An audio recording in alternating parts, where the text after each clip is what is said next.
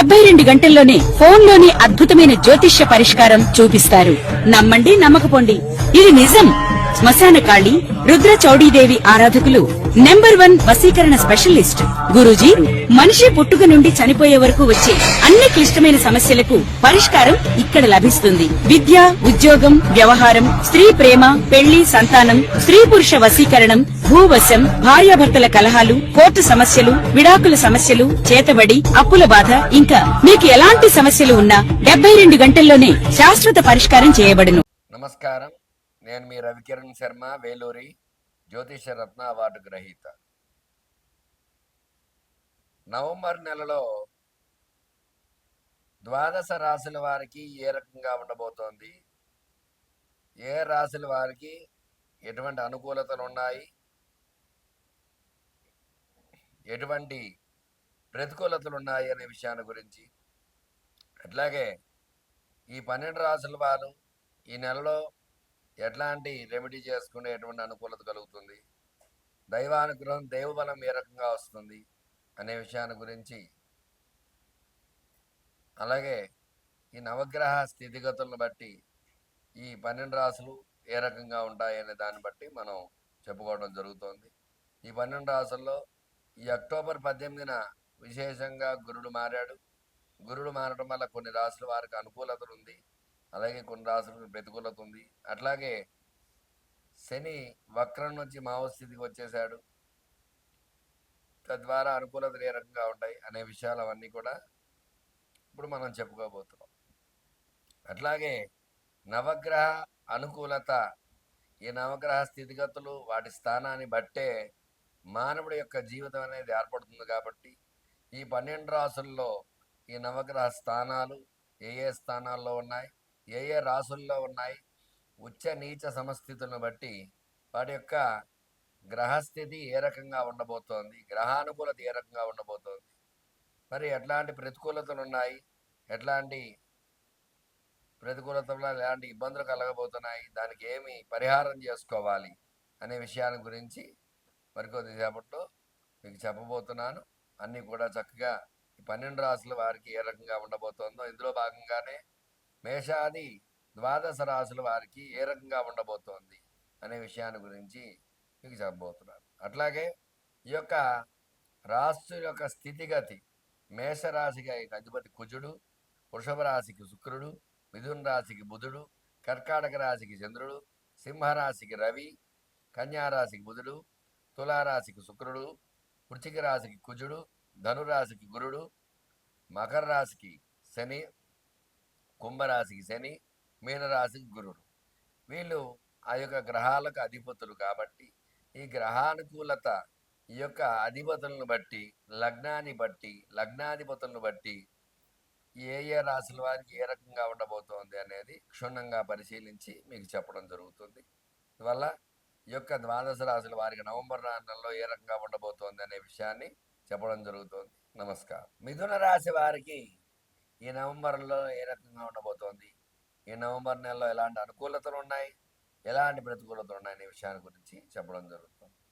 మరి మిథున రాశ్యాధిపతి బుధుడు ప్రతికూలంగా ఉన్నాడు. కాబట్టి రాశ్యాధిపతి ప్రతికూలంగా ఉండటం వల్ల ఈ నెలలో కొంచెం ఇబ్బందులు వస్తాయి మిథున రాశి వారికి. ఈ నెలలో వివాహ ప్రయత్నం చేసుకునే వారికి వివాహం ఆలస్యం అవ్వడము, సంబంధాలు సరిగా సెట్ కాకపోవడము, వచ్చే సంబంధాలు అలా వెనక్కి వెళ్ళడం, ఇలాంటి అవకాశాలు ఉంటాయి. సంతాన ప్రయత్నం చేసేవారికి శుభవార్తలు వినడం చాలా అరుదుగా ఉంటుంది, చాలా తక్కువగా ఉంటుంది. ఎందుకంటే రాశ్యాధిపతి బలంగా లేడు కాబట్టి కొంచెం ఇబ్బందులు ఉంటాయి. అట్లాగే వ్యవసాయ రంగంలో చూసుకున్నట్లయితే వ్యవసాయంలో నష్టాలు చూసే అవకాశం ఉంటుంది. సమయానికి పంట చేతి రాకపోవడం, అకాల వర్షాలు, ఇలాంటి ఇబ్బందులు వస్తూ ఉంటాయి. వ్యవసాయదారులు కొంచెం జాగ్రత్త వహించాలి.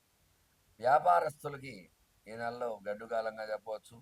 అనుకున్నటువంటి లాభాలు రాకపోవటము, ఇబ్బందులు పడటము, ఇట్లాంటివన్నీ ఉంటాయి. వ్యాపారస్తులు చాలా జాగ్రత్త వహించాలి. వ్యాపార పరంగా నష్టపోయే అవకాశాలు ఉన్నాయి. అందువల్ల వ్యాపారస్తులు చాలా జాగ్రత్త వహించాలి. అట్లాగే సినీ పరిశ్రమ చూసుకున్నట్లయితే సినీ రంగం ప్రతికూలంగా ఉంది. అనుకున్న సినిమాలు సమయానికి రిలీజ్ కాకపోవటము, లేట్ అవ్వటము, తద్వారా ధనం ఎక్కువ ఖర్చు అవ్వడం, ఇట్లాంటి ఇబ్బందులు అన్నీ ఉంటాయి. సినీ రంగంలో ఇబ్బందులు ఉన్నాయి, తగు జాగ్రత్త వహించాలి. అట్లాగే స్టాక్ మార్కెట్లో స్టాక్స్ పెట్టేవారికి స్టాక్ మార్కెట్లో మీరు పెట్టే పెట్టుబడి ప్రతికూలత వల్ల ఇబ్బందులు ఉంటాయి. అనుకున్నటువంటి స్టాక్స్ పెరగకపోవడము, నష్టపోవడం ఇట్లాంటివి చూస్తూ ఉంటారు. తగు జాగ్రత్త వహించాలి. రియల్ ఎస్టేట్ పరంగా చూసుకున్నట్లయితే రియల్ ఎస్టేట్ రంగం ప్రతికూలంగా ఉంది. అనుకున్నటువంటి క్రయ విక్రయాలు సరిగా జరగకపోవటము, భూములు కొనలేకపోవటము ఈ రాశి వారు ఇబ్బంది పడుతూ ఉంటారు. తగు జాగ్రత్త వహించాలి. అనుకున్న రీతిలో అయితే లాభాలు ఆర్జించలేరు, ఇబ్బందులు పడుతూ ఉంటారు. అలాగే ఏ రకంగా చూసుకున్నప్పటికీ కూడా ఈ రాశిలో చాలా ఇబ్బందులు ఉన్నాయి. తగు జాగ్రత్త వహించాలి ఈ రాశి వారికి. ఎవరైతే ఉన్నారో ఈ రాశిలో ఉండేటువంటి వారు వీళ్ళు విశేషముగా విష్ణు ఆరాధన చేయటము, విష్ణు సహస్రనామాన్ని ప్రతినిత్యము వినటం ద్వారా ఇక విష్ణు అనుగ్రహంతో, అలాగే ప్రతి బుధవారము కూడా విష్ణుమూర్తికి తులసి మాల సమర్పించడం, తులసి అర్చన చేయడం ద్వారా విష్ణు అనుగ్రహంతో ఖచ్చితంగా వీళ్ళు ఇబ్బందుల నుంచి బయటపడే అవకాశం ఖచ్చితంగా ఉంటుంది. చూశారు కదండి, మరి ఈ నెలలో ఏ రకంగా ఉండబోతోంది, ఎలాంటి అనుకూలతలు ఉన్నాయి, ఎలాంటి ప్రతికూలతలు ఉన్నాయి అనే విషయాన్ని మీకు వివరంగా చెప్పడం జరిగింది. అందువల్ల ఖచ్చితంగా నేను చెప్పిన రెమెడీ పాటించి దైవానుగ్రహాన్ని, దైవ బలాన్ని పొందవలసిందిగా కోరుతున్నాను. అలాగే ఈ రాశి పరంగా చూసుకున్నట్లయితే మరి చాలా ఇబ్బందులు ఉన్నాయి. మిథున రాశ్యాధిపతి బుధుడు ప్రతికూలంగా ఉండటం వల్ల ప్రతికూల వాతావరణం ఏర్పడుతుంది. అలాగే ఆరోగ్య సమస్యలు, ఆరోగ్యపరంగా కూడా ఇబ్బందులు పడే అవకాశాలు ఉంటాయి. అనారోగ్యం నుంచి ఏదో ఒకటి తలెత్తుతూ ఉంటాయి అనారోగ్య సమస్యలు. ఆరోగ్యపరంగా తగు జాగ్రత్తలు వహిస్తూ ఉండాలి. రుణ బాధలు పెరుగుతూ ఉంటాయి. ఎలాగైనా సరే ఎట్లాంటి ఇబ్బందులు ఉన్నా సరే ఖచ్చితంగా దైవబలం చేకూరి సుఖ సంతోషాలతో ఉండాలంటే విష్ణు ఆరాధనే మీకు అనుకూలత. ఖచ్చితంగా విష్ణు ఆరాధన చేసి సుఖ సంతోషాలతో ఉండాలని కోరుకుంటూ మీ రవికిరణ్ శర్మ, వేలూరి జ్యోతిష్ రత్న వారి నమస్కారం. 12 రాసుల వారికి కూడా మరి ఏ రకంగా ఉంది అన్నది వివరంగా చెప్పడం జరిగింది. ప్రతి ఒక్కరూ కూడా గ్రహ అనుకూలత ఉంటేనే మీకు అనుకూలంగా ఉంటుంది. గ్రహాలు ప్రతికూలంగా ఉన్నాయంటే మీరేమి చేయలేరు.